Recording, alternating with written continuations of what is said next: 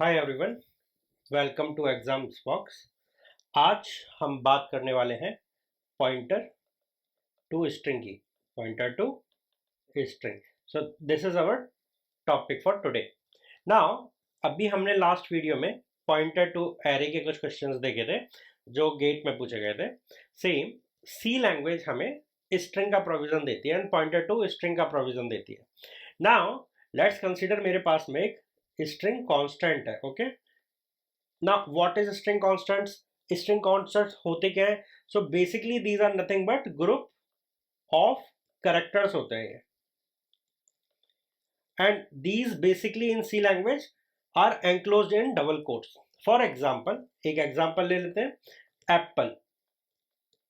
So what is A over here? It is a character. P again another character, P another character, L another character and E another character. So ये जो group of character है, this is all together is string constant or string forming. Okay, now you need to remember few things in this string. First is ये जो string है ये save कहाँ होती है? So जब भी मैं कोई C लैंग्वेज में एक स्ट्रिंग बनाऊंगा या स्ट्रिंग कांस्टेंट बनाऊंगा, लेट से मैं बोलता हूँ x equals to apple. Okay, now ये x वाली जो वैल्यू है ये कहाँ पे जाके स्टोर करेगा इस डेटा को? सो मेरे पास में मेमोरी हीप होता है, मेरे पास में स्टैटिक मेमोरी होती है।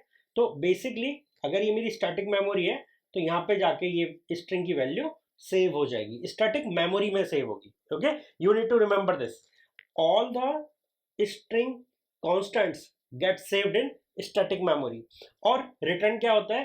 रिटर्न होता है address of the first character, इसका जो करेक्टर है ए। सो यहाँ पे अगर मैं ये सेव कर रहा हूँ APPLE, सो ए का जो एड्रेस है वो मेरा रिटर्न होगा एक्स में। So X will become a pointer to a string. What X will become? Kindly a pointer to the string. तो ये याद रखना है आपको, ठीक है। नाउ ईच करेक्टर जो मैं इस पर्टिकुलर मेमोरी में सेव कर रहा हूं, ठीक है, ये इस टाइप से सेव नहीं होता, ये इसकी एस्काई वैल्यू में सेव होता है। किसमें? इसकी एस्काई वैल्यू के तौर पे सेव होता है। नाउ एस्काई वैल्यूज आपके करेक्टर का जो आप अल्फान्यूमेरिकल वैल्यू लिखते हो, ओके, फॉर एग्जांपल आपने कुछ लिखा अल्फाबेट ए, तो ए को मैं एस्काई में कुछ और बोलूंगा। ओके, ना टेक एन एग्जांपल कि भाई ये होता क्या है। सो मेरा जो कंप्यूटर है वो ABCD नहीं समझता, ठीक है, वो क्या समझता है? वो बाइनरी समझता है। नाउ आई नीड सम वे जिससे कि मैं ABCD को बाइनरी में कन्वर्ट कर लूं। तो इसको कैसे करेंगे? फॉर एग्जांपल मैंने एक स्ट्रिंग ली इंडिया। ओके, ये मेरी यहाँ पे स्ट्रिंग कॉन्स्टेंट्स है ना। इस स्ट्रिंग कांस्टेंट में जब मैं ये यूजर देख पा रहा है, ओके, ये कौन देखता है? यूजर। ना जब ये एस्काई में कन्वर्ट हो जाएंगी, एस्काई वैल्यू क्या आएगी? आई की वैल्यू होती है, मैं लिख देता हूं 73, एन की होती है 78, टी की होती है 68, अगेन आई की 73 एंड ए की होती है 65। एंड फिर मेरा यहाँ पे लास्ट एक नल पॉइंटर आता है, यहाँ पे मेरा एक नल पॉइंटर होता है, ये इसके बारे में मैं अभी बात करूंगा। तो उसकी होती है मेरी यहाँ पे 0। सो ये चीज मेरी सेव होती है, ये पूरा का पूरा मेरा यहाँ पे सेव होगा। नाउ इसको फिर नीचे जब कंप्यूटर समझेगा तो इसको बाइनरी में कन्वर्ट कर लेगा, इसको बाइनरी में कन्वर्ट कर लेगा। सो this is what digital computers understand. Now आपको समझ आना चाहिए कि भाई यहाँ पे क्या हुआ। यहाँ पे आपने जो स्ट्रिंग बनाई थी वो स्ट्रिंग को एस्काई में कन्वर्ट किया गया एंड देन कंप्यूटर लैंग्वेज में बाइनरी में कन्वर्ट किया गया ना। बात आती है ये जो मैंने यहाँ पे नल कैरेक्टर लिया है। सो याद रखो, जब भी मैं ये ग्रुप बना रहा हूं ऑफ ग्रुप ऑफ कैरेक्टर्स, तो मुझे बताना पड़ेगा कि मेरी स्ट्रिंग कब खत्म होने वाली है, मेरी स्ट्रिंग कब खत्म होने वाली है। सो फॉर एग्जांपल मैं अगर यहाँ पे इंडिया लिख रहा हूं तो मुझे लास्ट में एक नल कैरेक्टर ऐड करना पड़ेगा, और नल कैरेक्टर ऐड हो जाता है जिससे ये पता रहता है ओके यहाँ पे वो टर्मिनेशन है किस चीज का, मेरी स्ट्रिंग का। तो स्ट्रिंग यहां से स्टार्ट होती है which is the first character से स्टार्ट होती है एंड नल करेक्टर पे मेरा यहाँ पे टर्मिनेशन होता है स्ट्रिंग का। सो इस एड्रेस से जब तक मुझे नल करेक्टर ना मिल जाए मेरा स्ट्रिंग कहलाता है। इसी पे ना एक एग्जांपल देख लेते हैं। एक ना बहुत प्यारा एग्जांपल पूछा जाता है गेट में कि मेरे पास में यहाँ पे A B C D null character, E F G H null character. तो मेरी इस पर्टिकुलर स्ट्रिंग की लेंथ कितनी होगी? सो लेंथ अगर कोई बोलेगा तो देखो क्या है, ये 1, ये 2, ये 3, मैंने देखो यहां से स्टार्ट करा, this is my string S, और मैं इसकी लेंथ निकाल रहा हूं। तो लेंथ पहले करेक्टर से कहां तक, जहां तक मुझे नल करेक्टर ना मिल जाए। तो 3, 4 एंड 5th पे मुझे यहाँ पे नल करेक्टर मिल गया। तो मेरी लेंथ कितनी होगी यहाँ पे 4।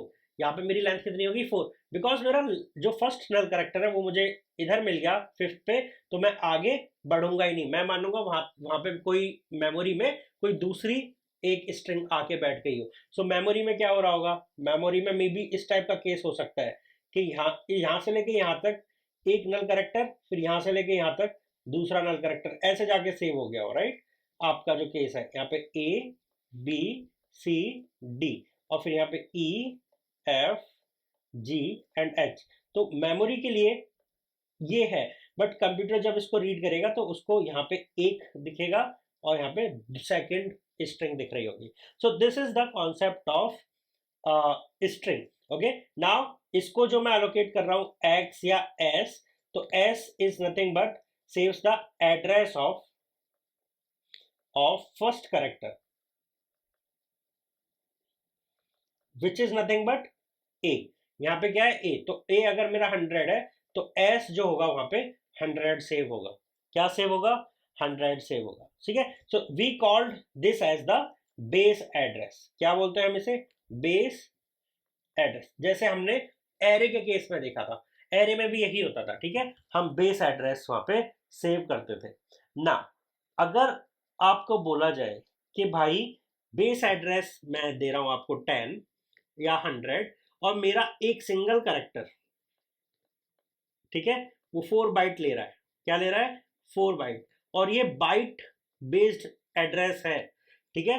तो आपको नेक्स्ट का एड्रेस, उसके नेक्स्ट का एड्रेस निकालने में कोई परेशानी नहीं होगी, कोई परेशानी नहीं होगी। So this is all pointer to string. Now next video में हम लोग इसके कुछ सवाल देखेंगे, ठीक है। ये कॉन्सेप्ट आप समझ गए।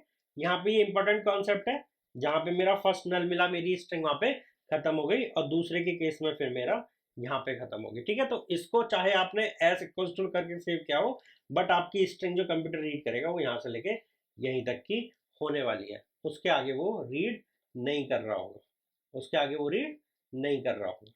Got it? तो ये आपको कॉन्सेप्ट याद रखना है कि बेस एड्रेस से शुरू होके नेक्स्ट जब भी उसको नल पॉइंटर नहीं मिल रहा तब तक वो उसको स्ट्रिंग ही मानेगा। Got it? तो ये प्यारा सा कॉन्सेप्ट हमने अभी पढ़ा, पॉइंटर टू स्ट्रिंग। तो आप याद रखिए पॉइंटर टू स्ट्रिंग होता क्या है, बेसिकली स्ट्रिंग कांस्टेंट, और उसको हम सेव कर रहे हैं पॉइंटर में। तो जो हमारा वैल्यू है, लेट्स से यहाँ पे x थी, तो दिस सेव्स द वैल्यू और address of the base character which is i। तो यहाँ पे ये कैसे बिहेव करेगा, एक पॉइंटर के तौर पे बिहेव करेगा to the string, to the string. तो याद रखिएगा ये कॉन्सेप्ट। अगर इसमें कोई परेशानी हो, do let me know in the comments.